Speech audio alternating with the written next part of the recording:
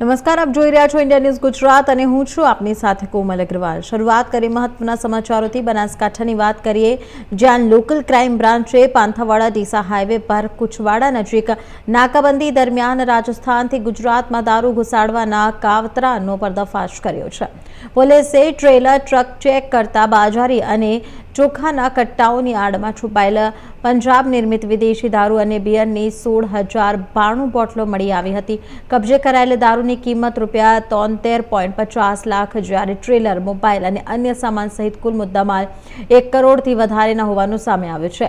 પોલીસે ટ્રક ચાલક રામકરણસિંહ રામલાલ જાટ, રહેવાસી સીકર, રાજસ્થાનને ઝડપી પાડ્યો છે। તપાસમાં ટ્રક પર બનાવટી નંબર પ્લેટ અને ખોટા દસ્તાવેજોનો ઉપયોગ થતો હોવાનો ખુલાસો થયો છે।